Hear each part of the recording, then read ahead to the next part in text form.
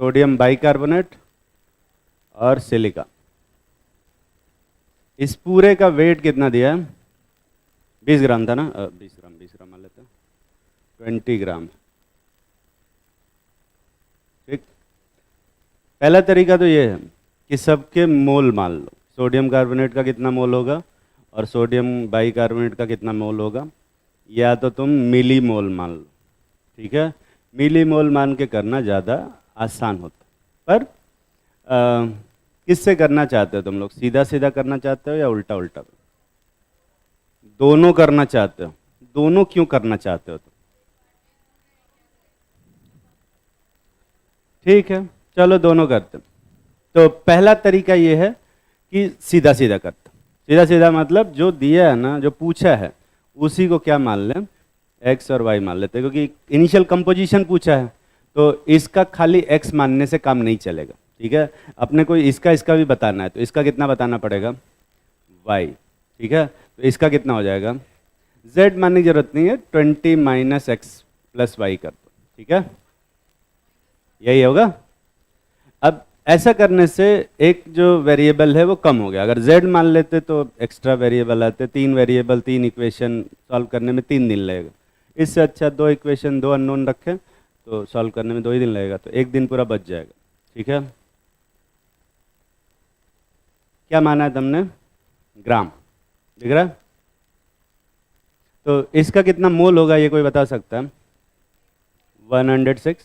और इसका कितना मोल होगा? 84, यही होगा। और इसका मोल निकालने की जरूरत नहीं है। पर इस पूरे सोल्यूशन को हमने डिसॉल्व किया है 100 ml।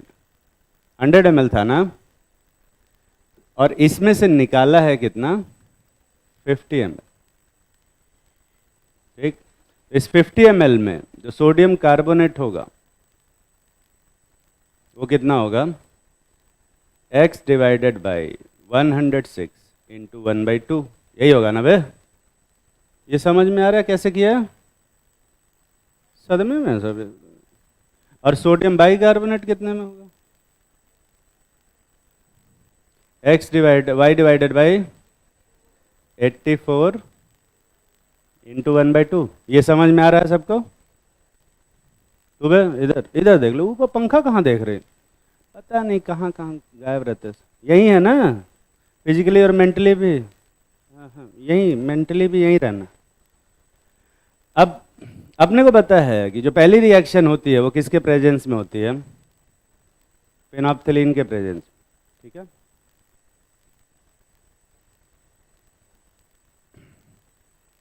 NaCl। कलर चेंज कर लेते हैं तो मिक्स हो जाएगा।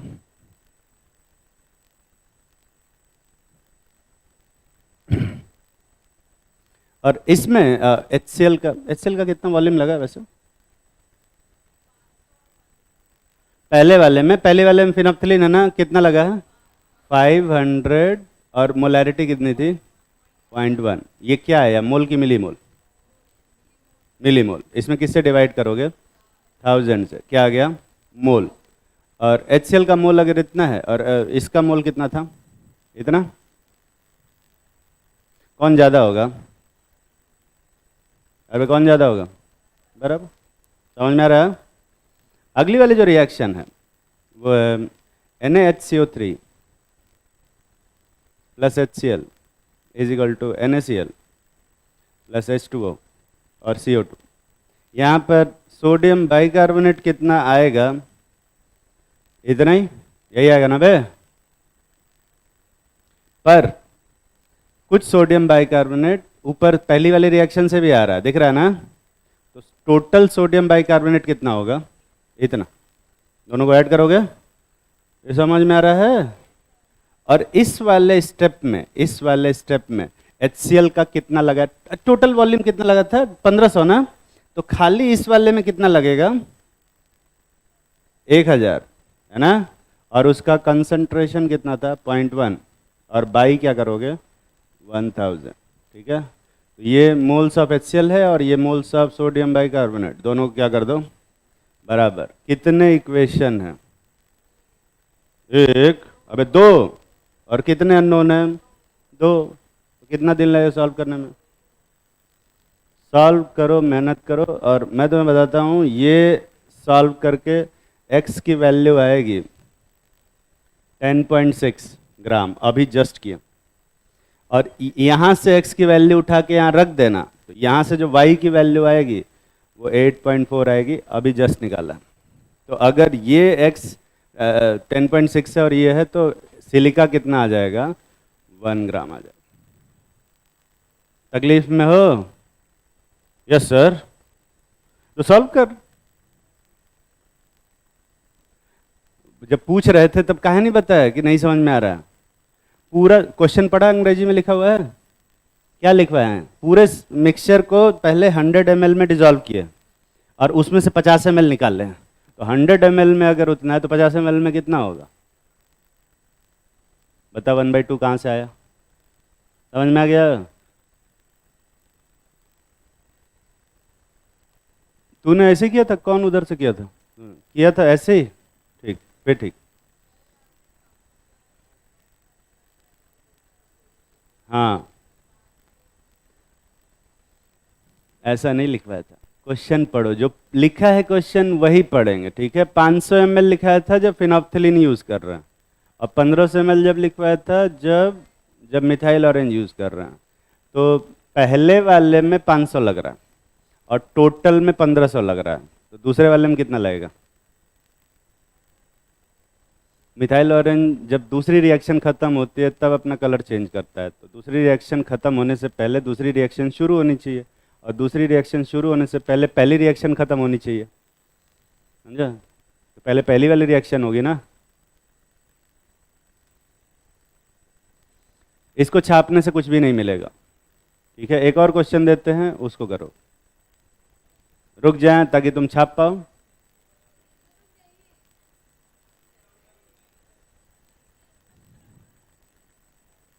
ठीक है, उल्टा उल्टा करके देख लेते हैं।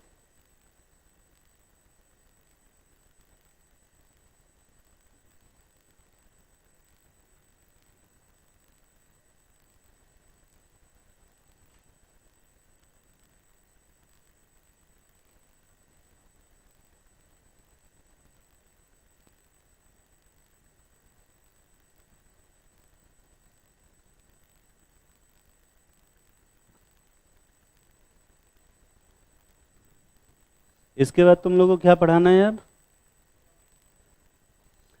Atomic structure.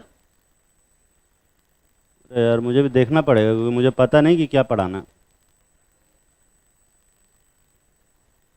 कहाँ गया वो group?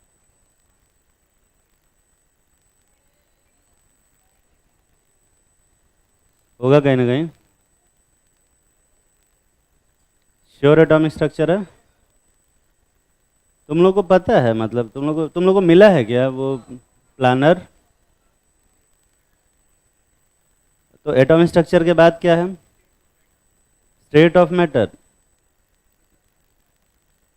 Atomic structure, state of matter, हाँ ठीक है। मतलब शुरू में पूरा का पूरा फिजिकल है। Very good. इतने में तो आधे लोग छोड़ ही देंगे कोचिंग, कहेंगे फिजिकल केमिस्ट्री हमसे नहीं हो पाएगा।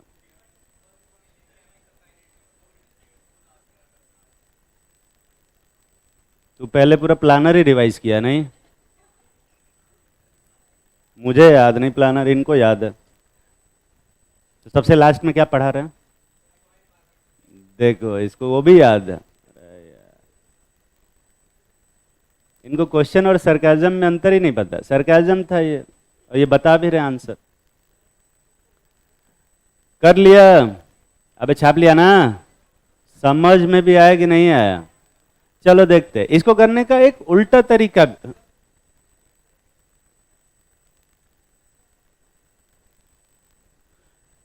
इक्विवेलेंस करने का जो रीजन होता है ना, नहीं करने का रीजन वो मैं बताता। कन्वीनियंस, ठीक है? इक्विवेलेंस से हम क्यों करते हैं? जब अपने पास बैलेंस इक्वेशन ना हो, अपने पास बना बनाया बैलेंस इक्वेशन, ठीक है, और अपने को मोल इक्वेट करने, ठीक? इसमें यूनिटरी मेथड में लेना है कि इसका 3 मोल उसके 5 मोल से रिएक्ट करता है, तो इसका 10 मोल उसके कितने मोल से रिएक्ट करेगा, वो भी नहीं करना। इसका 1 मोल उसके 1 मोल से करेगा, उसका 4 मोल उसके 4 मोल से करेगा, उसका 12.5 मोल उसको 12.5 मोल से रिएक्ट करेगा। समझ में आ रहा है? तो ये कन्वीनियंस अगर मोल में अपने को मिल रहा है, बैलेंस इक्वेशन दिया हुआ है, तो हम इक्विवेलेंस क्यों करेंगे? पर तू कहेगा कि नहीं हमको इक्विवेलेंस से करके दिखाइए, तो बिल्कुल दिखाया जा सकता है, पर वो टफ मेथड हो जाएगा। दिखाओ, ये देखो इक्विवेलेंस वाला भी करके दिखाना, उल्टा उल्टा करके देखते हैं पहले, ठीक है? तो समझ में आ गया? छेड़े नहीं इसको। ठीक है, मैं ऐसा करता हूं, मैं इसको उल्टा उल्टा मेथड से करके दिखाता हूं।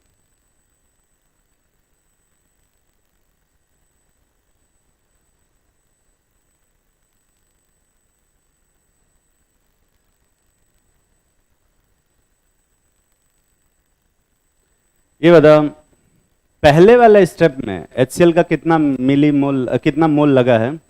इतना ही लगा होगा। इसको सॉल्व करके बता कितना आ रहा है। 0.05 लगा, दिख रहा है ना? अरे 0.05 लगा। इसका मतलब इस 50 ml में सोडियम कार्बोनेट का कितना होगा? 0.05 होगा, ये होगा। तो 100 ml में इसका कितना होगा? 0.1। अरे होगा ना? 0.05 का क्या किया है? डबल, ठीक है। अच्छा, अगर इसका 0.05 बना है तो इसका कितना मोल यहाँ पे होगा? 0.05 प्लस कुछ और जो पहले से था, ठीक है। यहाँ पे HCl कितना लगा है जरा देख के बताना। 0.1 दिख रहा है? यही है ना? तो 0.1 HCl लगा है, तो सोडियम कार्बोनेट भी कितना रहा होगा? सोडियम बाइकार्बोनेट कितना रहा होगा? 0.1। तो 0.05 तो ऊपर से ही आ रहा है, मतलब पहले से कितना था? 0.05। मतलब ओरिजिनल मिक्सचर में कितना रहा होगा? 0.1 दिख रहा है? और अगर ये 0.1 मोल है, इसका भी 0.1 मोल है, तो कितना ग्राम होगा? 10.6। और इसका कितना ग्राम होगा? 8.4। तो सिलिका कितना होगा भाई? 1। किससे करना आसान है, सीधा सीधा कि उल्टा उल्टा? अब देखो, ये पर्सन टू पर्सन डिपेंड करता है, ठीक है, कि सीधा सीधा करना अच्छा होता है या उल्टा उल्टा। मैं तुम्हें बताऊं, उल्टा उल्टा करना मेथड थोड़ा सा दिमाग लगता है, जल्दी से सॉल्व हो जाता है पर उसमें दिमाग लगेगा। सीधा सीधा वाले में दिमाग नहीं लगता, पर थोड़ा सा मेहनत एक्स्ट्रा लगता है, ठीक है। अब देख लो तुम्हें जो सही लगे, ठीक है। समझ में आया ना बे? सदमे में लग रहे हैं यार ये सब फिर से। इससे पहले किसकी क्लास थी? SP सर की। और इसके बाद किसकी क्लास है?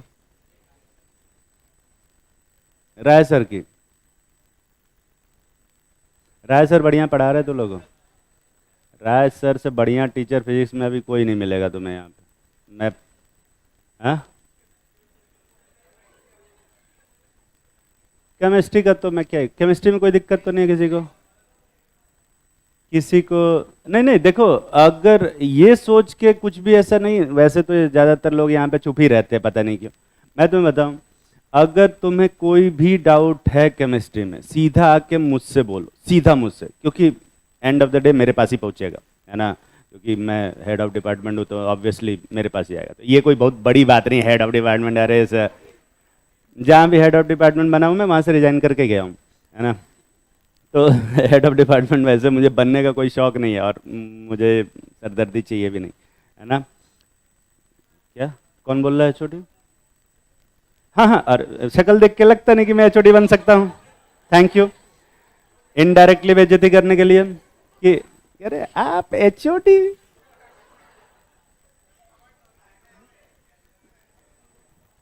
सही,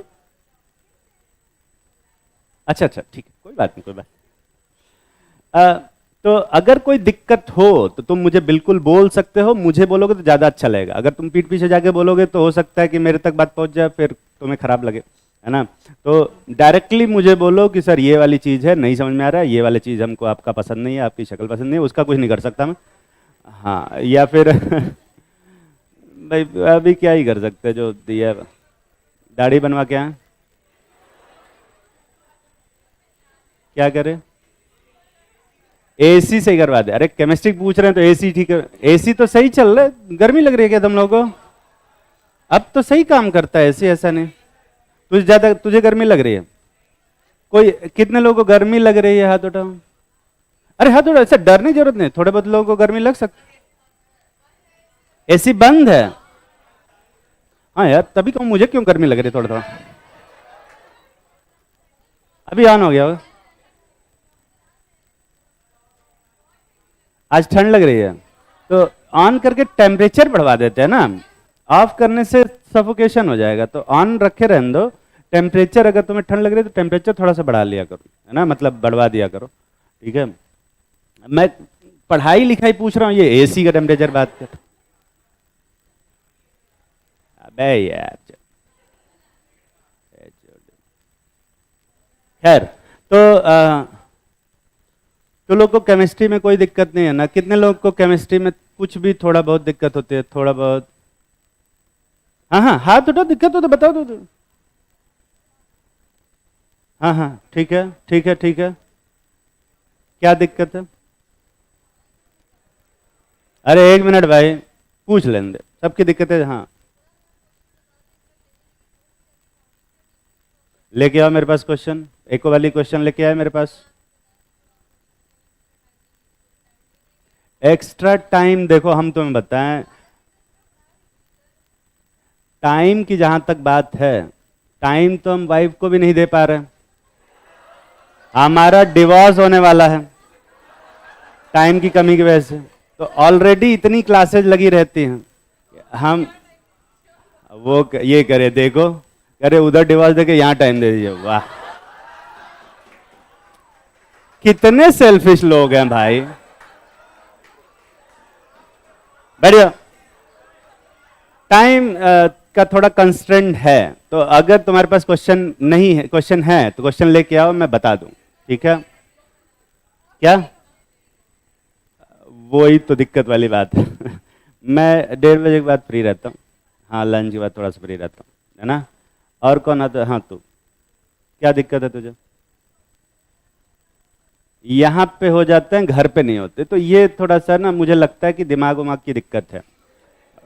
कोई बात नहीं, मैं उसको, तो जो नहीं हो रहा है ना उसको लेके आओ मेरे पास, ठीक है? बढ़िया, आ रहे तेरे पास भी आ रहा। तुझे क्या दिक्कत है? अंग्रेजी नहीं समझ में आ रही है? मारेंगे अभी। क्वेश्चन में क्या करना है नहीं समझ में आ रहा है कोई?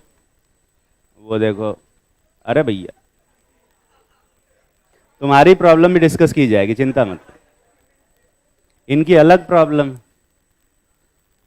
तो क्या करना है? अरे मैं क्या पूछ रहा हूं, ये क्या प्रॉब्लम लेके आ गया? मैं पूछ रहा हूं मेरे से क्या प्रॉब्लम है तुझे?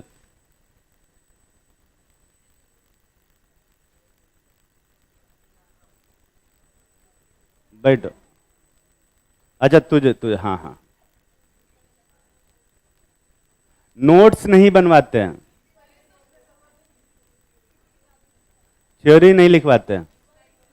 अरे क्या बोल रहे तू?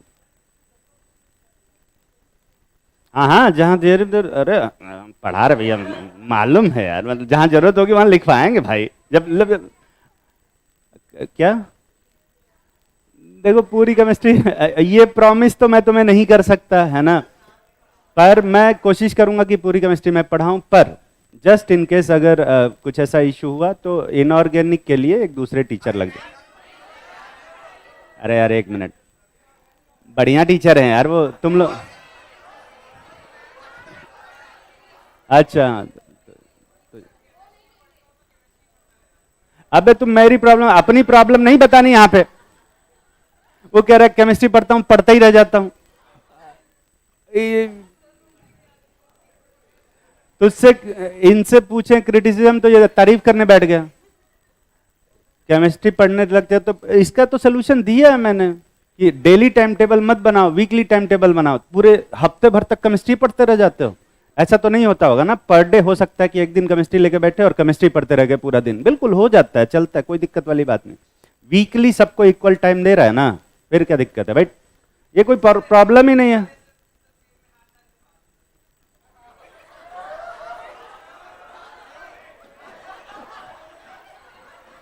मैं खुद जेब में हाथ डाल के पढ़ाता हूं।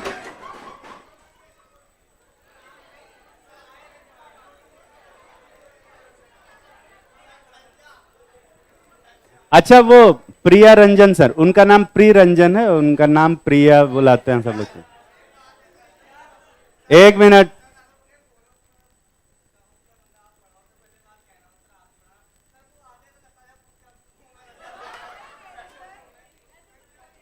यार देखो, ये सब बातें ना टीचर बारे में नहीं की जाती, फिर तो फिर कोई आगे कहता है कि सर ऐसा लगता है ऐसे नशा करके पढ़ा रहे हैं। हम कोई बोल सकते हैं, आंखें एकदम नशीली जैसी है ना। लगता है, ये देखो ये भी करे कि हाँ लग तो रहा है कि सर नशा करके। अरे नींद नहीं पूरी रहती तब ऐसे आंखें चढ़ी रहती है यार मेरी। नशा करूंगा तुम लोग। अच्छा, आवाज सुन के लगता है कि नशा ही करके आया हूं। नहीं नहीं, मैं गंगा की तरह पवित्र हूं, है ना। मैं नशा वशा नहीं करता ये सब, है ना। हाँ, और तू और कोई हाथ उठा रहा था, और किसको दिक्कत है? हाँ, क्वेश्चन का लेवल नीट से हाई लग रहा है। और कितने लोगों को क्वेश्चन का लेवल नीट से हाई लगता है? हाथ उठाओ।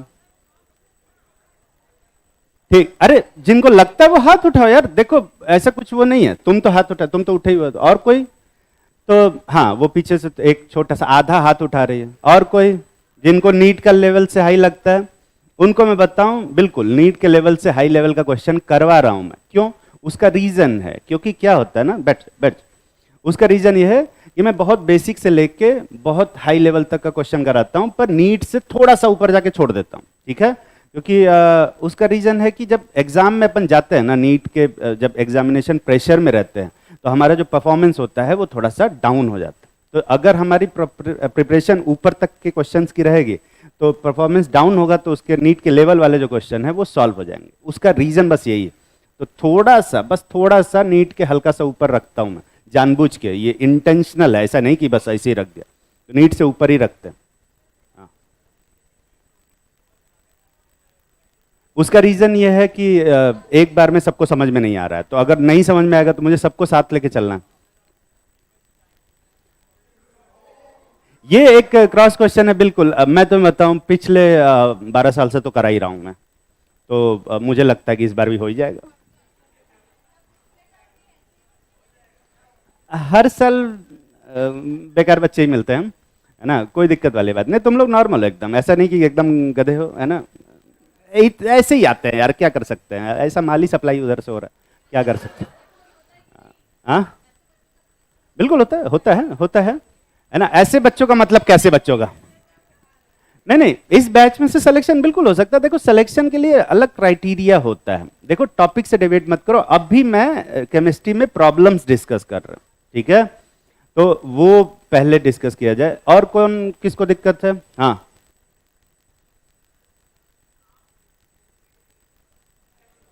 सिस्टमेटिक वे में नहीं पढ़ाते तो? अरे यार, वो तारीफ वारीफ वाला पार्ट रहने दे। तू बस वो डिप्लोमेटिक बातें ना कर, तू सीधा पॉइंट पे आ। हाँ हाँ, हाँ हाँ।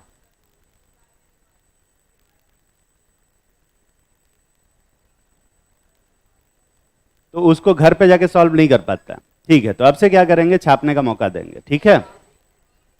देखो, मैं ये मानता हूं कि अगर कोई एक पाथ है ना, पॉइंट ए से पॉइंट बी, पॉइंट टॉपिक ए से टॉपिक बी पे जाना है, तो यहाँ जाने का एक सीधा रास्ता होता है, बहुत आसान सा, जो मैं तुम्हें बता सकता हूँ, ठीक है।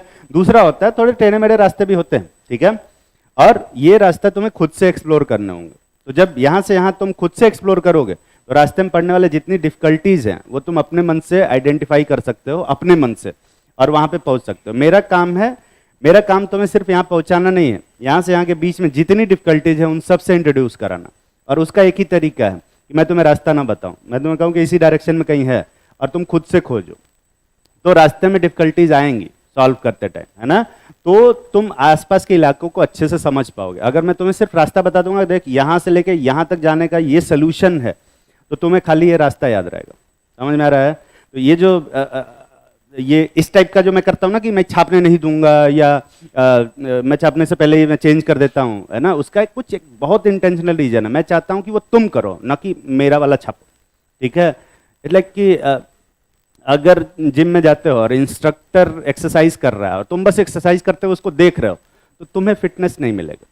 ठीक है, तुम्हें खुद एक्सरसाइज करनी पड़ेगी। हाँ, शुरू में थोड़ी गलतियां होंगी, है ना, वहां पे मैं बोलूंगा कि भाई सही कर ले, नहीं सही करोगे 3-4 बार बोलूंगा सही कर ले, पर 5-6 बार के बाद सही हो जाएगा। पर खुद से करने लग जाओगे तो खुद से तुम्हें डिफिकल्टी समझ में आएगा। समझ में आ रहा है ना?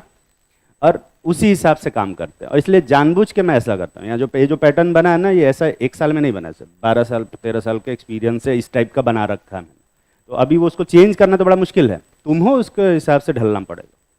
ठीक है, और इसके बहुत बेनिफिट होते हैं लॉन्ग टर्म, शॉर्ट टर्म में बहुत नुकसान होता है भाई। ठीक है, नहीं रहने दे, नहीं सुनना हमको शायरी। अरे यार तू अभी क्लास के बीच में शायरी सुनेगा? जब बोलना नहीं शायरी, शायरी नहीं। हाँ हाँ, लिख के रखे रहो, टीचर डे वाले दिन सुना देना। ठीक है, बुलाएंगे तो लिखे रहा, और उसको बढ़िया से लिख। ठीक है, और किसी को कोई दिक्कत? अरे किसी, हाँ तो रिडॉक्स में इतना हाई लेवल, एक बार नीट का पेपर उठा के देख ले शायद आई जाए, है ना। जैसे इस क्वेश्चन में मैं तुम्हें बताऊं, एग्जाम में ये नहीं आएगा कि सिलिका है कि नहीं, है ना, हो सकता है सिलिका ना दिया हो और खाली क्वेश्चन दिया और पूछे कि खाली सोडियम कार्बोनेट का वेट बताओ, तो एक पार्ट आ सकता है, या सिर्फ पूछ सकता है कि खाली सोडियम बाइकार्बोनेट कितना हो, पूरा नहीं पूछेगा। तो मैं क्या कर रहा हूँ, 3 क्वेश्चन के बराबर एक क्वेश्चन दे रहा हूँ, एग्जाम में कोई एक पार्ट आएगा इसका। समझ में आ रही है बात? एग्जाम में ऐसा हो सकता है कि क्वेश्चन जो मैंने दिया है, जैसे क्वेश्चन क्या दिया था, ये जो क्वेश्चन दिया है ना कि 20 gram mixture of sodium carbonate and sodium bicarbonate and silica, ये है, और इसमें वॉल्यूम 100 ml मिला दिया, और हो सकता है कि एग्जाम में क्वेश्चन दिया हो कि 100 ml को पूरा यूज कर लिया, ये 50 ml को यूज नहीं किया। ठीक, और हो सकता है कि एग्जाम में सिर्फ ये क्वेश्चन दिया हो कि 500 ml 0.1 मोलर HCl रिक्वायर्ड हो using phenolphthalein as an indicator. ये दूसरा वाला पोर्शन की 1500 ml 0.1 ml HCl लगा है यूजिंग मिथाइल ऑरेंज, वो पोर्शन ही ना हो, तो इससे सिर्फ क्या सॉल्व होगा बे, ये वाला सोडियम कार्बोनेट वाला मोल निकल पाएगा। दिख रहा है ना? तो एग्जाम में इसका एक पार्ट आएगा, पूरा नहीं आएगा। मैं जो क्वेश्चन करा रहा हूं, मैं एक साथ कई सारे पार्ट करा रहा हूं। अब इसी क्वेश्चन को 3 पार्ट में कराता तो ज्यादा टाइम लगता, इसलिए कम टाइम में, क्योंकि ऑलरेडी इसमें बहुत ज्यादा सिलेबस स्लो चल रहा है, तो इसलिए उस सिलेबस को फास्ट करने के लिए 3 क्वेश्चन के बराबर एक क्वेश्चन दे रहे हैं। समझ में आ रही है बात? और किसी कोई दिक्कत? हाँ, वो अभी नहीं पढ़ना, वो नहीं पढ़ना अभी।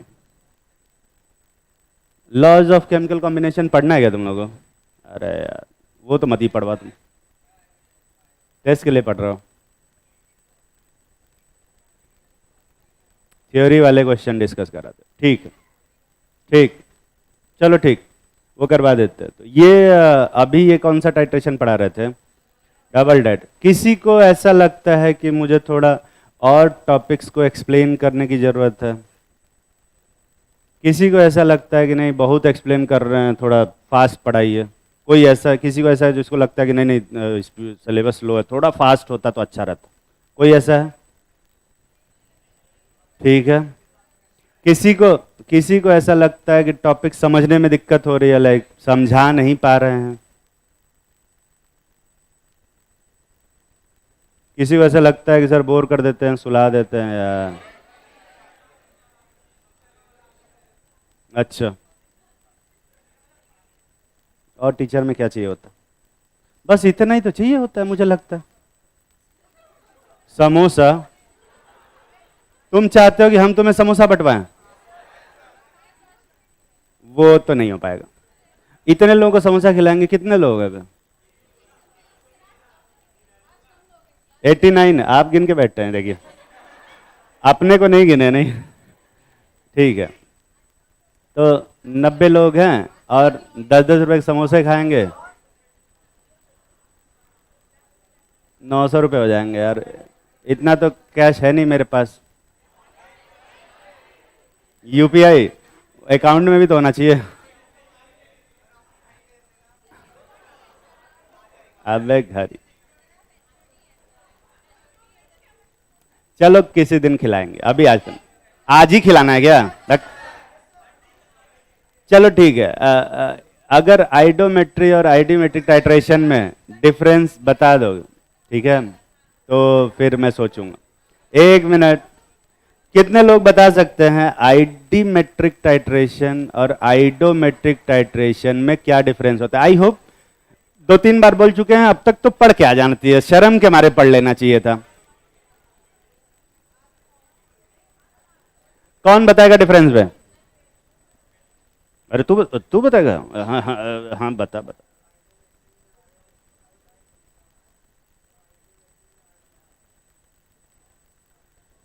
अच्छा, तो टाइट्रेशन इसमें कैसे हो गया?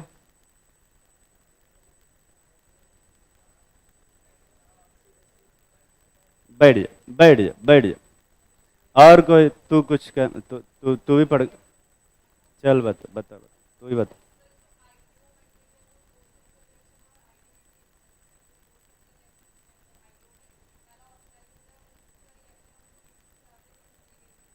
हम्म।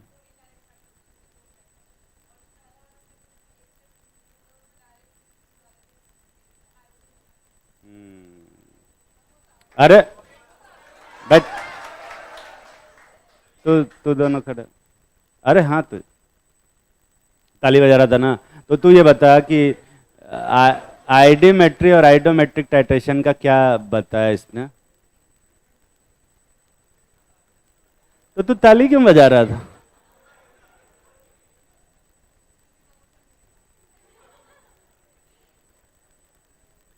इनके अलग ही हैं।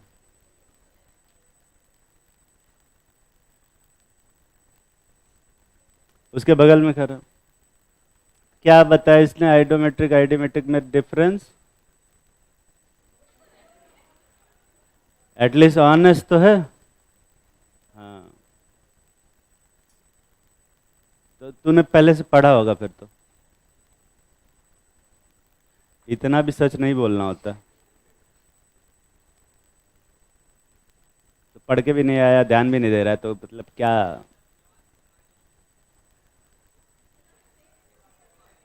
अच्छा अच्छा, ठीक है, ठीक है, ठीक है, ठीक है, बैठ बैठ जा। उसके पीछे खड़ा हो।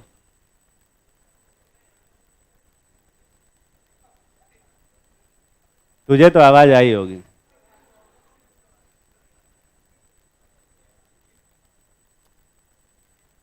बैठ जा। देखो, आइडियोमेट्रिक टाइट्रेशन होता है एक आयोडीन और हाइपो सोल्यूशन में रिएक्शन। आयोडीन का हम हाइपो सोल्यूशन के साथ टाइट्रेशन। हाइपो सोल्यूशन क्या होता है, कोई बताएगा? हाइपो सोल्यूशन सोडियम थायोसल्फेट के साथ सोल्यूशन जो होता है, ये इस कंपाउंड का नाम जानते हो? अब ये जानते हो ना? इस कंपाउंड को अपन बोलते हैं सोडियम थायोसल्फेट। इसी का जो एक्वस सोल्यूशन होता है, इसको ही अपन क्या बोलते हैं? Hypo solution. ठीक है, इनके बीच में आपस में रिएक्शन होती है तो ये बनता है।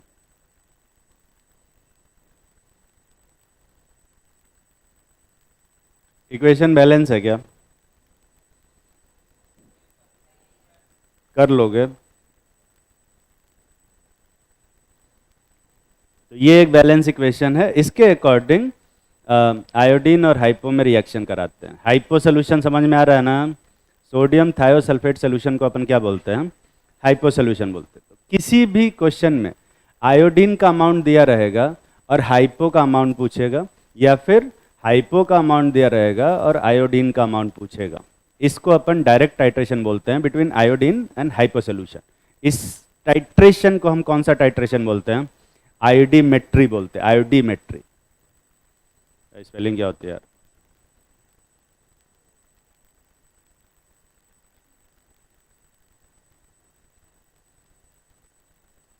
इसको अपन आयोडोमेट्रिक टाइट्रेशन बोलते हैं।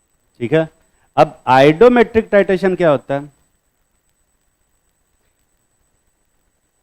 इसमें क्या करते हैं हम? किसी ऑक्सीडाइजिंग एजेंट का, ध्यान से सुनना, का रिएक्शन कराते हैं आई माइनस से, आयोडाइड से।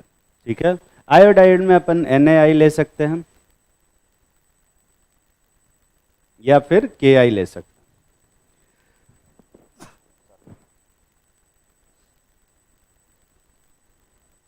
के आई ले सकते हैं। इन दोनों का रिएक्शन कराएंगे तो ये जो ऑक्सीडाइजिंग एजेंट है इस I माइनस को कन्वर्ट करता है किस में, I2। ठीक है, तो अगर आयोडाइड माइनस है I माइनस है तो ऑक्सीडाइज होगा तो किस में चला जाता है, I2 में चला जाता है। अब इस I2 का टाइट्रेशन करते हैं हम किससे बे, हाइपो सोल्यूशन।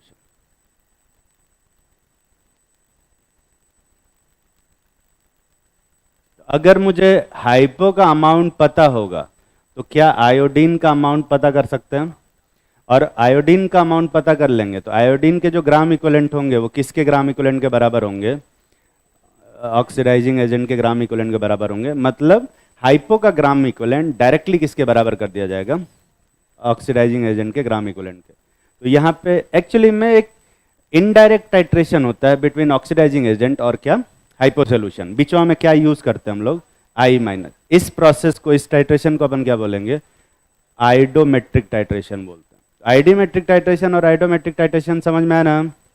एग्जाम में क्या होगा, जो आइडोमेट्रिक से क्वेश्चन आएगा उसमें ऑक्सीडाइजिंग एजेंट का अमाउंट दिया रहेगा और हाइपो का अमाउंट पूछेगा, या फिर हाइपो का अमाउंट दिया रहेगा और किसका पूछेगा, ऑक्सीडाइजिंग एजेंट का। तो ये आइडोमेट्रिक टाइट्रेशन है।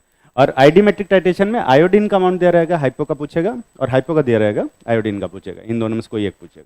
समझ में आ रहा है, तकलीफ में हो। एग्जाम में कभी कभी यही क्वेश्चन पूछा जा सकता है कि ये टाइट्रेशन का टाइप क्या, पूछा हुआ है। ठीक है, लिखो आइडीमेट्रिक टाइट्रेशन, पहले टॉपिक आइडीमेट्रिक टाइट्रेशन, और उसमें लिखते क्या है,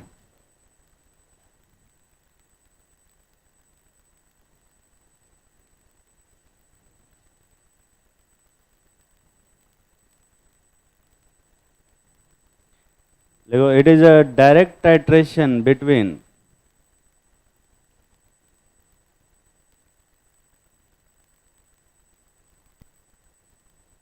it is a direct titration between iodine and hypo solution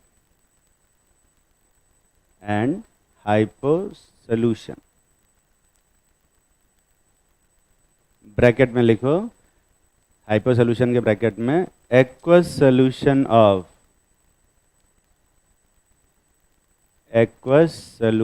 of sodium thiosulphate,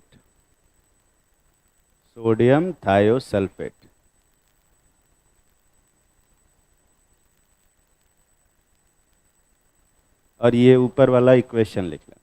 ठीक है,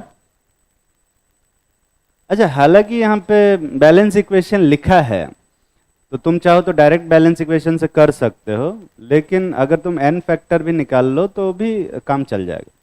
जरा n फैक्टर दोनों का बता सकते हो क्या, आयोडीन का और हाइपो का। वो इक्वेशन लिखो और उसके जस्ट नीचे आयोडीन के जस्ट नीचे आयोडीन का n फैक्टर और हाइपो के जस्ट नीचे हाइपो का n फैक्टर लिखो।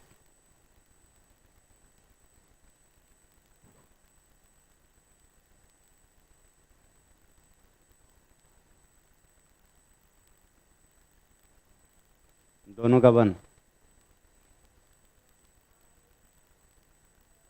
लिखने को बोलने को नहीं, लिख।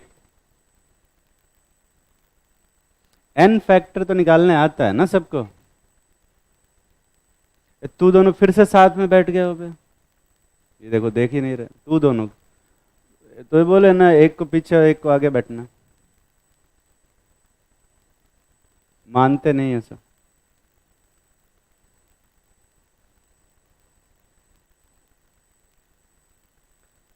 अब पीछे, अब क्या जाके करेगा पीछे।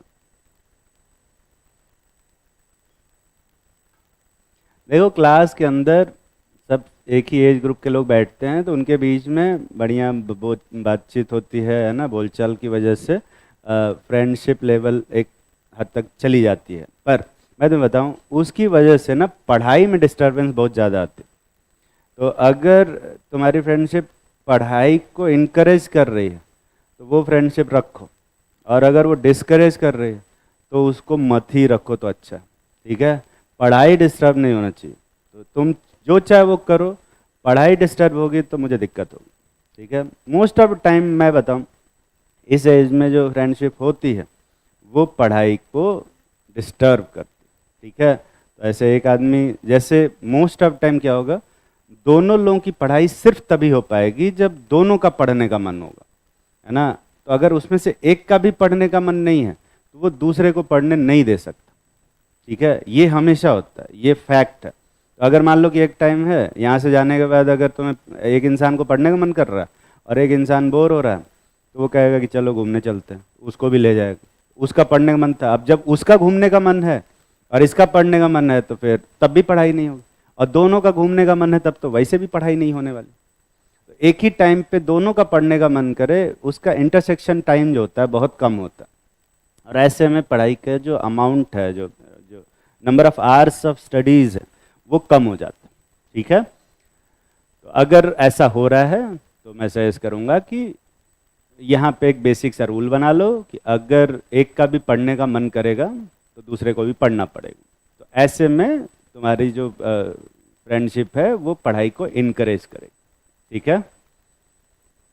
मैं अपना बता देता हूँ, मैं जब प्रिपरेशन करता था तो मैं एक जगह बैठता ही नहीं था। मैं हमेशा, क्योंकि 400 बच्चों क्लास थी, इसमें तो क्लास बहुत छोटी है, पर मैं 400 बच्चों क्लास होती थी तो मैं हर जगह पे एक हफ्ते बाद में जगह बदल देता था, सीट चेंज कर लेता था, क्योंकि एक हफ्ते में बातचीत थोड़ी बहुत शुरू हो जाती थी, फिर मैं दूसरी सीट पे चला जाता। इस तरह से मैं पूरे टाइम क्लास में, अब मैं ये नहीं कहूँगा तुम ये करो, मैं तो बहुत एंटी सोशल टाइप का आदमी था, पर तुम लोग तो हो गए एक्सट्रोवर्ट। हाँ, असामाजिक तत्व नहीं बे, एंटी सोशल मतलब असामाजिक तत्व होता है, बताइए। ऐसे इसका हिंदी ट्रांसलेशन करेंगे तो मैं थोड़ा सा घूमता रहता था तो मेरा पढ़ाई डिस्टर्ब नहीं होता था, ठीक है। पर इसमें ज़्यादातर लोग एक ही फिक्स जगह पे बैठते हैं, वो उनकी सीट एकदम फिक्स हो गई, भाई वहीं बैठेंगे, उसके बगल वाला इंसान भी फिक्स हो जाता है कि हाँ यहीं बैठेंगे, और उसके बाद फिर पूरा साल बर्बाद करते, इररिस्पेक्टिव ऑफ जेंडर। मैं जेंडराइज नहीं कर रहा हूँ कि खाली लड़के ऐसा करते हैं, खाली लड़कियां ऐसा करते हैं, ऐसा नहीं, सब करते हैं, ठीक है। ये एज ग्रुप ऐसा है कि इसमें ऐसे ही होता है, ठीक है। पर मैं तुम्हें बताऊं, ये सब फ्रेंडशिप तभी तक तुम्हें अच्छी लगेगी जब तक कि तुम्हारा सिलेक्शन हो जाता है। एक बार सिलेक्शन नहीं हुआ तो ये जो तुम्हारी फ्रेंडशिप है इसी को तुम गरियाओगे बाद में, या बे यार किसका साथ पड़ गया था साथ में, दोनों एक दूसरे को। कोटा फैक्ट्री में डायलॉग है ये, देखो अब डायलॉग किसी से मैच हो रहा है तो मैं कुछ नहीं कर सकता, रियलिटी है तो जो है, ठीक है। मैं पहले भी ये डायलॉग बोलता था। कोटा फैक्ट्री में क्या है ना, ऐसे बहुत सारे डायलॉग मेरे रिपीटेड है, जैसे 21 डेज वाला याद है, मैं पहले 21 डेज वाला डायलॉग मारता था बहुत आराम से, पर अभी मैं नहीं मारता, क्योंकि सबको पता है कि कोटा फैक्ट्री किससे आया हुआ है। तो अगर मैं जब भी बोलता हूँ सब कहते हैं कोटा फैक्ट्री से कॉपी किया है। अरे कॉपी किया गया यार, वही असलियत है, साइंटिफिक फैक्ट है कि भाई 21 दिन तक जो आदत फॉलो करोगे वो आदत में आ जाती है, ठीक है, साइंटिफिक फैक्ट है, ठीक है। और एक वीक एक्स्ट्रा अगर तुम चाहो तो एज अ बोनस उसको 28 दिन तक कर लोगे तो वो 100% तुम्हारी आदत में आ ही जाएगा, उसको फिर चेंज भी नहीं कर सकते, उसमें चीट डे टाइप का भी कुछ नहीं होगा, ठीक है, वो फॉलो कर सकते। पर मैं वो डायलॉग नहीं मारता, ठीक है, क्योंकि अभी क्या ही कर सकते हैं। हाँ, वसेपुर का मारता, कौन सा डायलॉग, वो भी फैक्ट है। अब वो डायलॉग किसी से मैच हो रहा है, हम क्या करें यार, वो कहीं ना कहीं तो मैच होगा ही, तुम अब बोलने जाओगे तो मैं जो पढ़ा रहा हूँ वो भी कहीं ना कहीं मैच करेगा किसी न किसी से, क्या ही कर सकते हैं। ये लिखा कि नहीं, एन फैक्टर निकाले कि नहीं निकाले हुए, कितना एन फैक्टर है, आयोडीन का कितना एन फैक्टर आ रहा है, इसका एन फैक्टर है 2 और इसका एन फैक्टर 1, दिख रहा है ना, और इक्वेशन में भी साफ साफ दिख रहा है, एन फैक्टर का क्रॉस मल्टीप्लाई किया हुआ है, दिख रहा है, अरे दिख रहा है, लिखो iodometric titration, iodometric titration.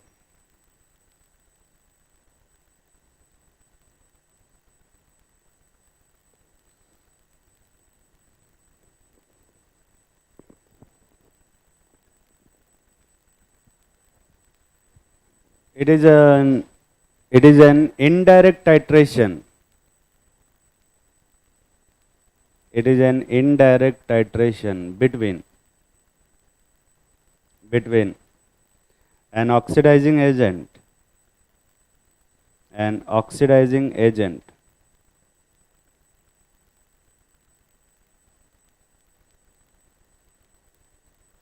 an oxidizing agent and hypo solution, hypo solution in which the oxidizing agent is treated with is treated with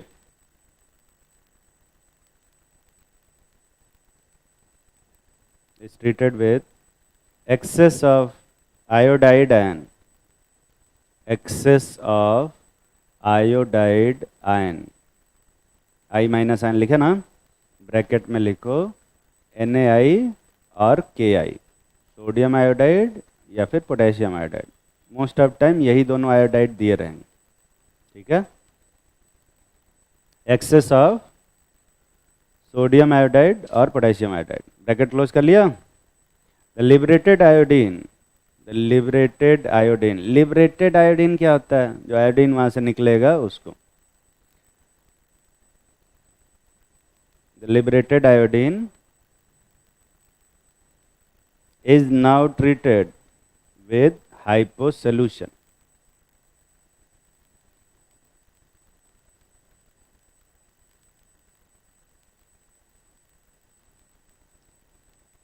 Treated with hypo solution. उसके नीचे लिखो hence gram equivalent of hypo solution will be equal to gram equivalent of liberated iodine,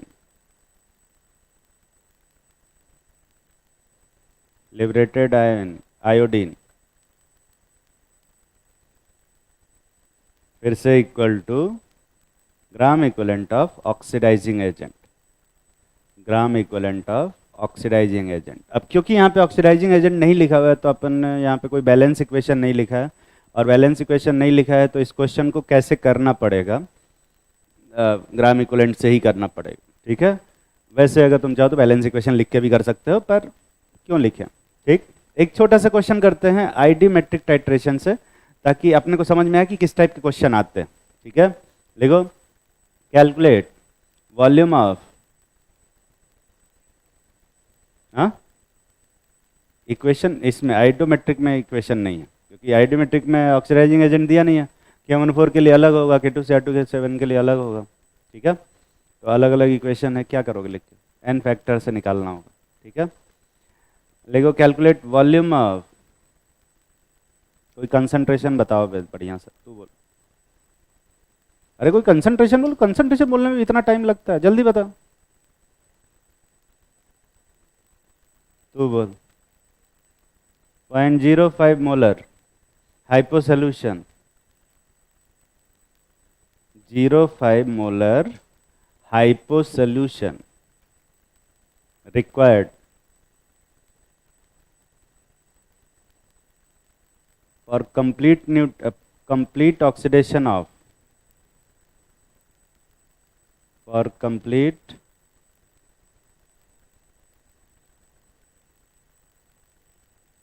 oxidation नहीं लिखना चाहिए technically, reduction of, for complete reduction of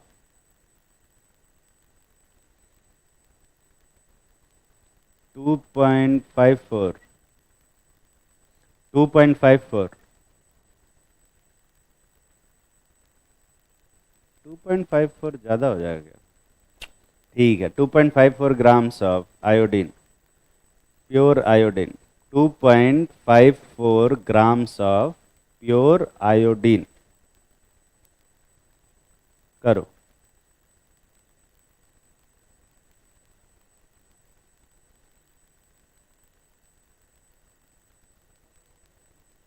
iodine का atomic mass होता है 127,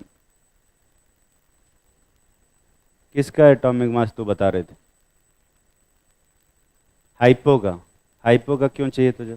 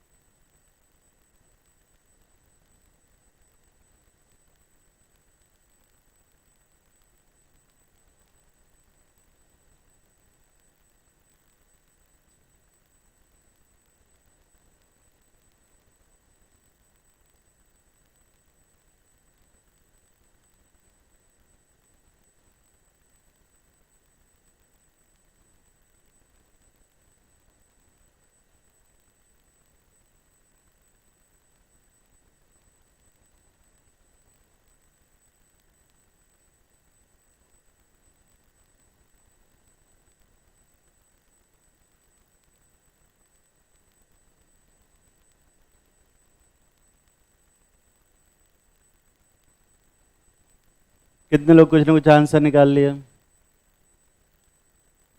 ज़्यादा कठिन था नहीं वैसे। इसको करने का दो तरीका है, एक तो मोल कॉन्सेप्ट से और दूसरा इक्विवेलेंट कॉन्सेप्ट से। किससे करना चाहते हो? इक्विवेलेंट से ही करते हैं, क्योंकि भाई इक्विवेलेंट से करते आ रहे हैं, इक्विवेलेंट से करते हैं। आयोडीन दिया है और हाइपो सोल्यूशन दिया, Na2S2O3, यही है ना? आयोडीन का कितना ग्राम दिया है? 2.54 ग्राम। और थायोसल्फेट का कितना मोलरिटी दिया है? 0.05 या 0.5? 0.5 कितने लोग लिखे हो? 0.5 और 0.05 कितने लोग लिखे हो? ऐसा कैसे हो सकता है कि कुछ लोग 0.5 और कुछ लोग 0.05 लिखे हैं? क्योंकि मैंने बोला ही 0.05 है, और 0.05 बोलेंगे तो बहुत सारे लोग ऐसा करते हैं कि 0.5 लिख देते। हाँ, 0.5 बोलता हूं तो ज्यादातर लोग 0.05 नहीं लिखते, ठीक है? और वो है सुनने का रीजन है। कितने लोग ठीक है, अब क्या पूछा इसमें? इसमें भी अब ये इसके लिए तुम्हें क्वेश्चन को सही से सुनने की जरूरत है। तो मान ले कि इसका वॉल्यूम कितना है? x ml मान ले कि लीटर? लीटर मान ले, ठीक है? तो ये क्या आया हमारा? मोल। और ये ग्राम दिया है, तो इसमें किससे डिवाइड करोगे तो मोल आएगा? मॉलिक्यूलर वेट से। कितना मॉलिक्यूलर वेट? 254, इसीलिए दिए ही थे 2.5, ठीक है? तो ये मोल आ गया। क्या दोनों के मोल बराबर होंगे? क्या मोल बराबर होंगे कि ग्राम इक्विवेलेंट में? Gram equivalent. तो इसमें किससे मल्टीप्लाई करोगे? n factor. और इसमें किससे मल्टीप्लाई करोगे? 1 से, ठीक है? और अब इन दोनों में से कौन ज्यादा होगा? बराबर। क्या इसको सॉल्व करके कोई x की वैल्यू बता पाया आज तक? कितना आ रहा है? 0.4 लीटर, मतलब 400 ml, ठीक है? 400 ml आए। कठिन था ये कितने लोग सही से ही कर पाए हो? अब यही क्वेश्चन को अगर मैं उल्टा दूंगा ना तो ज्यादातर लोग नहीं कर पाएंगे, ठीक है? लिखो।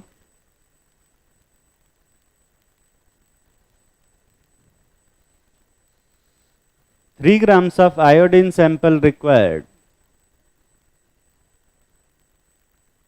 3 grams of iodine sample required.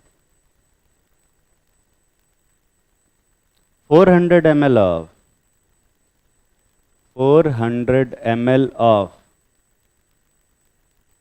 0.05 molar 0.05 molar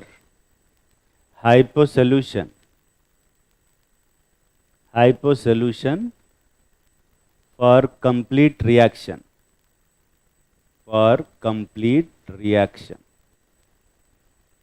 फिर से रिपीट कर देता हूं। 3 grams of an iodine sample required, 400 ml of 0.05 molar hyposolution. Calculate. क्या पूछेंगे? Percentage purity of iodine sample. करो।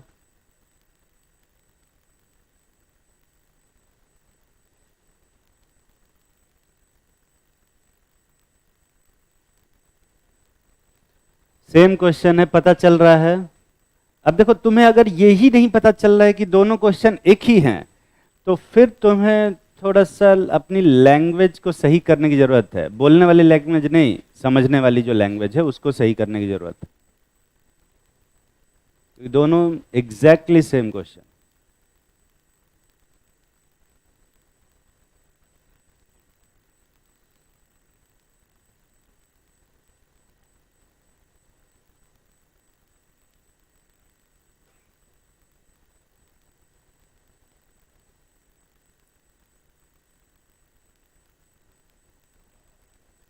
अच्छा, जो सर आए थे बीच में पढ़ाने 2 क्लास के लिए, प्रियरंजन है ना? प्रियरंजन नाम है।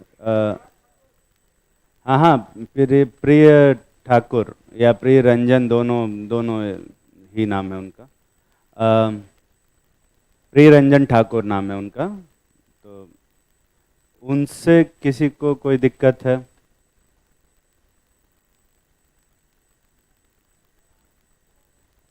ठीक है। क्या दिक्कत है? बेसिक मैं पढ़ा के गया था।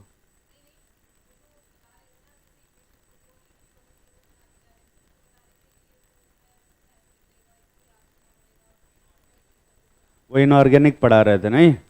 इनऑर्गेनिक तो याद ही करना पड़ता है, कौन समझाएगा तुमको इनऑर्गेनिक? एक मिनट, 1 मिनट भाई, 1 मिनट, तुझे क्या दिक्कत है वो तू बता। समझ में नहीं आ रहा था? कितने लोगों को नहीं समझ में आ रहा था पूरी क्लास में? ठीक, और कोई दिक्कत? बैठ जा। और किसी को कोई दिक्कत? अरे यार मैं तुमसे क्या पूछ रहा हूं, तुम किसका आंसर दे रहे हो? इनऑर्गेनिक हमको नहीं आता है पढ़ाना।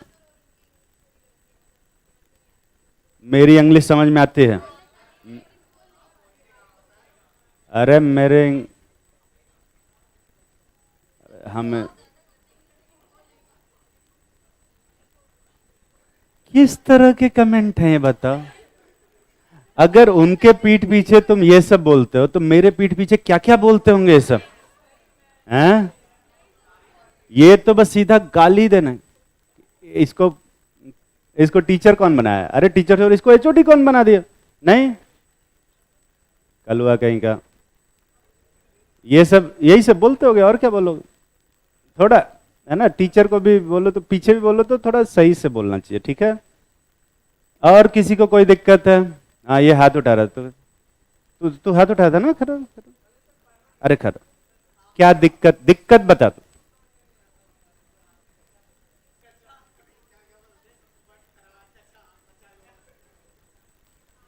बटखरा? बटखरा मतलब वेट यार, वो जो वेट होता। सुरेंद्र मेहरू से कहते हैं इनऑर्गेनिक के लिए, उनसे पहले से पढ़े हो? अरे यार हम नहीं पढ़ा पाए। ठीक, महिपाल सर नहीं चलेंगे? महिपाल सर बढ़िया पढ़ाते, मेहरू सर से पढ़ना चाहता।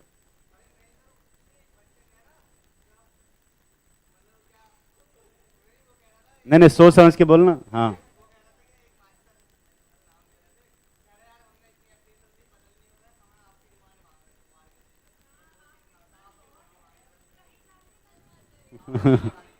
वो हमको मालूम है, इसीलिए इनको बोल रहे हैं थोड़ा प्राइस बढ़ाने को तो। ठीक है। अरे यार मैं कहाँ से कहाँ डेविएशन टॉपिक का ले जाता हूँ। मैं जो क्वेश्चन पूछ रहा था उसका, किसी और को कोई और दिक्कत है प्रियरंजन से? जब ये पूछे ही नहीं कि किससे पढ़ना चाहते हो। ठीक ठीक, वो पढ़ाते तो हंसी आती है, तो अच्छी बात है ना, एंटरटेनमेंट हो रहा है तुम्हें।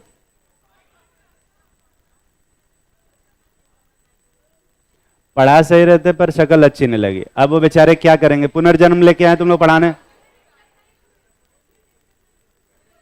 ये सही है, तुम लोग का कंप्लेन भी इन सब के अलग ही होते हैं, है ना? मेरी एक बच्चे ने कंप्लेन कर दिया कि सर कैमरे के सामने आते दिखाई नहीं देते। कहां से चेंज करेंगे भाई बताओ? इस तरह की कंप्लेन करो तो कैसे कोई सीरियसली लेगा? ठीक है, कोई बात नहीं, ठीक ठीक है। यही वाला क्वेश्चन हुआ, किया कि नहीं किया?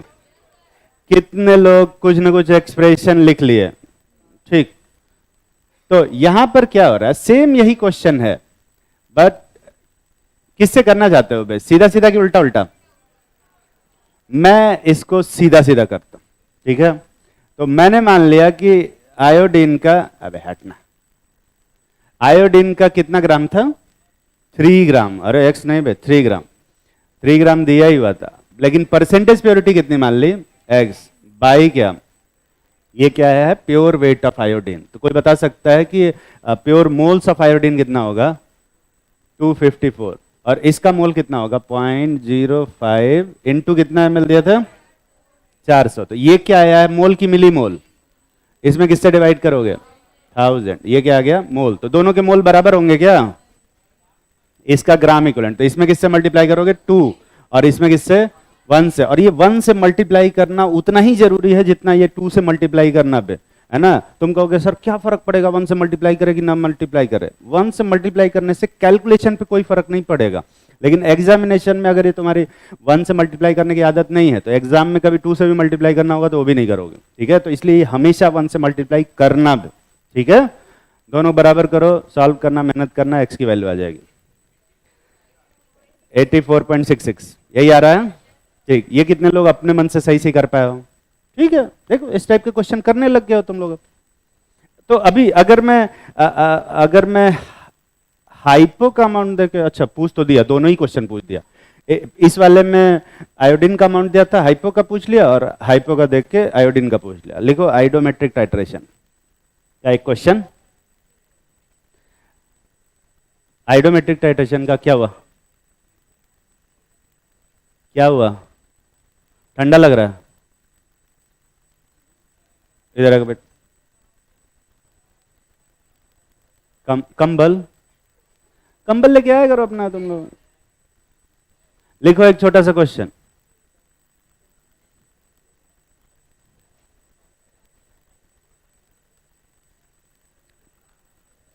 बात मत कर, अरे बात मत कर, क्वेश्चन नहीं समझ पाऊंगा, फिर कठिन क्वेश्चन दे दूंगा, तुम ही सॉल्व नहीं कर पाओगे। आसान क्वेश्चन दे रहे हैं। समय समय बचा हुआ है?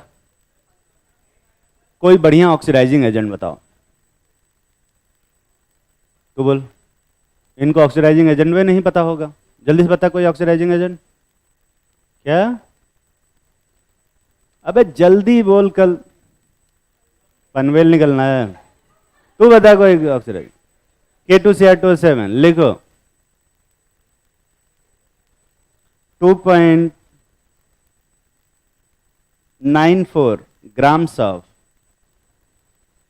2.94 grams of K2Cr2O7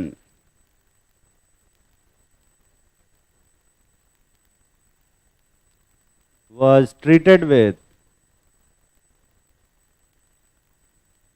excess of acidic Ki solution, acidic Ki solution। लिख नहीं पाए बे? लिख लिया ना? Acidic Ki solution। Calculate the volume of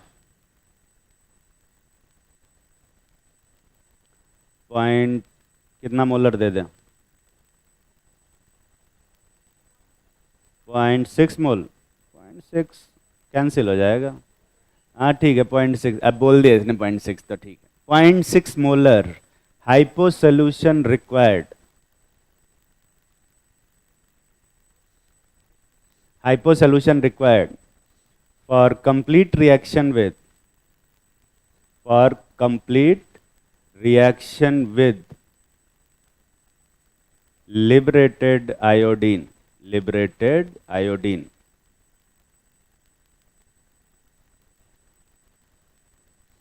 तो ऑक्सीडाइजिंग एजेंट को जब KI सोल्यूशन में डालेंगे तो आयोडीन लिबरेट होगी। उस आयोडीन को ट्रीट करने के लिए हाइपो सोल्यूशन की जरूरत है। तुम्हें बताना है कि कितना हाइपो सोल्यूशन लगेगा, बस जल्दी करो।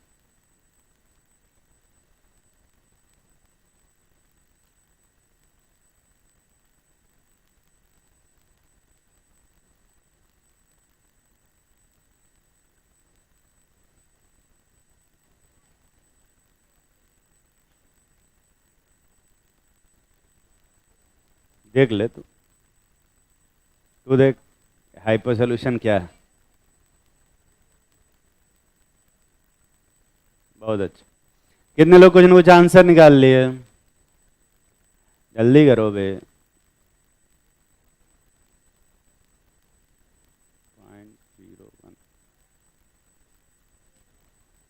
0.01 क्यों कर रहा हूँ?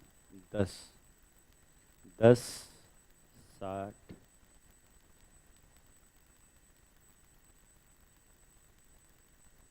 100।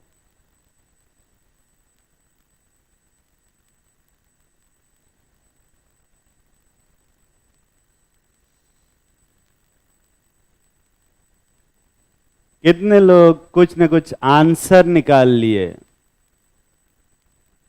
इतना भी कठिन तो नहीं था यार, मतलब बस लैंग्वेज चेंज करके दे दिए दूसरे में, पर है तो वही क्वेश्चन।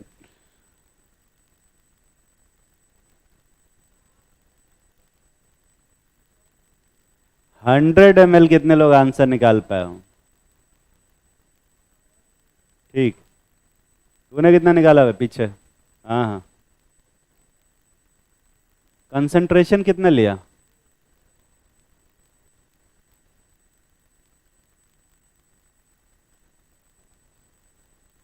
एन फैक्टर अलग लिया। K2Cr27 का एन फैक्टर 1 लिया है ना तूने? कैसे फिर? चलो देखते हैं। यहां देख, K2Cr27 पहली बार और आखिरी बार इस टाइप का क्वेश्चन कर रहा हूं, ध्यान से देखना। I माइनस के साथ रिएक्शन होता है तो I2 बनता है, और ये I2 फिर रिएक्ट करता है हाइपो सोल्यूशन के साथ, तो NaI और Na2S4O6 बनता है, जो कि कोई भी इक्वेशन बैलेंस नहीं है। पर क्योंकि हम ग्राम इक्विवेलेंट से कर रहे हैं, अपने को बैलेंस इक्वेशन की जरूरत है क्या? अभी जरूरत है कि नहीं है? तो ये K2Cr27 का कितना ग्राम दिए थे? 2.94 है ना? ऑब्वियसली इसमें किससे डिवाइड करोगे? 294 से। क्यों 294 से है? क्योंकि यही मॉलिक्यूलर वेट आता है, निकाल के देखना।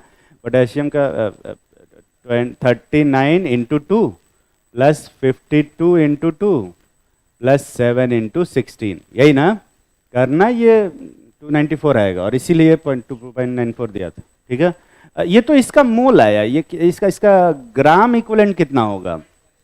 इसमें किससे मल्टीप्लाई करोगे? एन फैक्टर से। ये K2Cr27 का एन फैक्टर कितना है? 6। ये समझ में आता है ना? अब अगर इसका इतना ग्राम इक्विवेलेंट लग रहा है, तो आयोडीन का कितना ग्राम इक्विवेलेंट बनेगा? इतना ही ग्राम इक्विवेलेंट बनेगा। और हाइपो सोल्यूशन का कितना ग्राम इक्विवेलेंट लगेगा?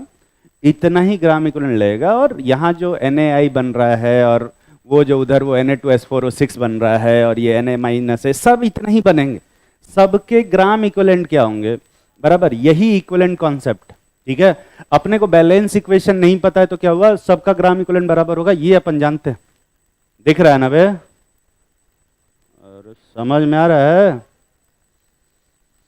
तो अपने पास सोडियम, ये हाइपो का क्या दिया हुआ है? कंसंट्रेशन ना, कितना? 0.6 मोलर। तो वॉल्यूम इन लीटर माने कि वॉल्यूम इन मिलीलीटर? लीटर मानना चाहते हो मिलीलीटर? ठीक है, तो मैं मिलीलीटर मान लेता हूं। तो ये क्या आएगा? मोल आएगा कि मिलीमोल? मिलीमोल। इसमें डिवाइड करो किससे? 1000। और तो ये क्या आ गया? मोल। मोल ना बे? तो मोल को डायरेक्ट बराबर कर दो क्या ग्राम इक्विवेलेंट के? इसमें किससे मल्टीप्लाई करना पड़ेगा? 1 से मल्टीप्लाई करना पड़ेगा। और ये जो ग्राम इक्विवेलेंट है वो इसके बराबर होगा। क्या इसको सॉल्व करके कोई x की वैल्यू बता सकता है? 100 ml आएगा। अभी जस्ट सॉल्व। कितने लोग ये इक्वेशन सही से लिख पाए थे? काफी सारे लोग। और कितने लोग ये आंसर सही से निकाल पाए थे? कम लोग। तो मतलब बाकी लोगों को मैथ्स की दिक्कत है ना? इक्वेशन लिख लेते हैं, सॉल्व नहीं कर पाते। एक और ऐसा ही क्वेश्चन था, लिखो। सेम क्वेश्चन उल्टा दे रहे हैं। ठीक है, लिखो। 3 gram sample of 3 gram sample of 3 दे दे, 4 दे दे? 3 ठीक है। 3 gram sample of K2Cr27 was dissolved in excess of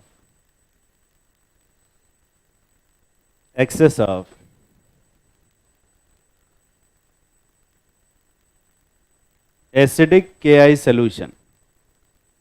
Acidic KI solution. The liberated iodine required. The liberated iodine required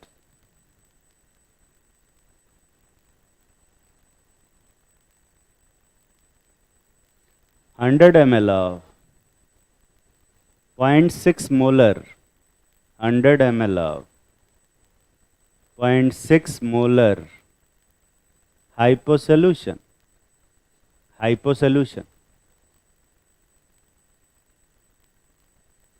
calculate. क्या पूछेंगे? Percentage purity of K2Cr2O7। Chromium का wait है 52। Percentage purity of K2Cr2O7 क्या नहीं लिख पाया तो? Chromium का 52।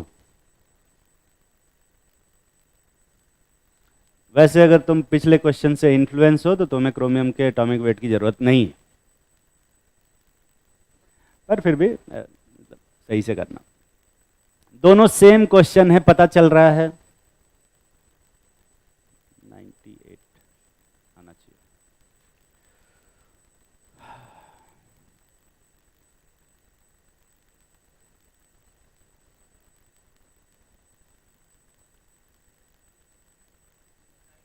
हाँ हाँ हाँ, आंसर नहीं बताना।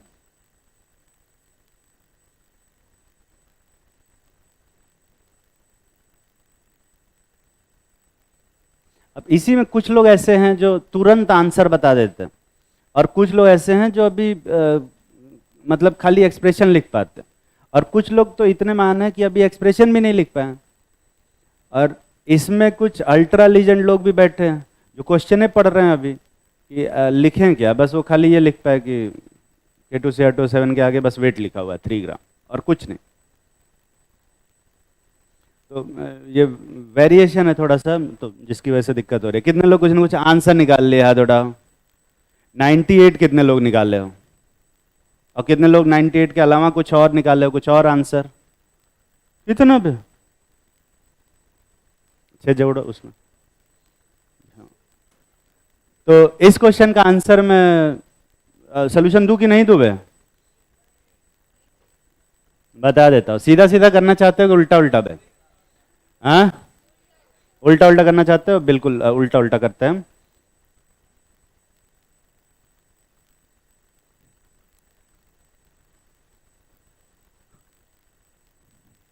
ये सोडियम थायोसल्फेट का कितना वॉल्यूम लगा है?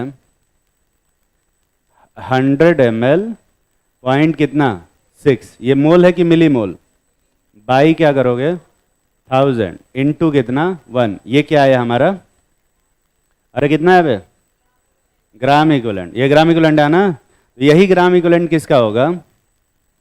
I2 का होगा ना? और यही ग्राम इक्विवेलेंट किसका भी होगा?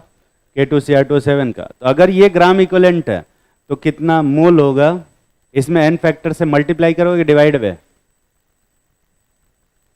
अरे मोल से ग्राम इक्विवेलेंट निकालने के लिए n फैक्टर से क्या करते हैं? मल्टीप्लाई। तो ग्राम इक्विवेलेंट से मोल निकालने के लिए n फैक्टर से क्या करोगे? डिवाइड। ये क्या आया? मोल। यही है ना? और अगर ये मोल है तो वेट कितना आएगा? 294। यही आएगा। जरा सॉल्व करके बता कितना आ रहा है।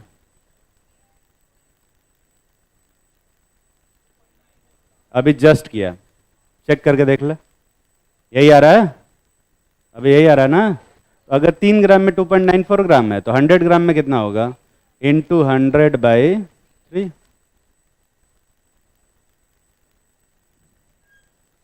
ये है उल्टा उल्टा। सीधा सीधा करके दिखा।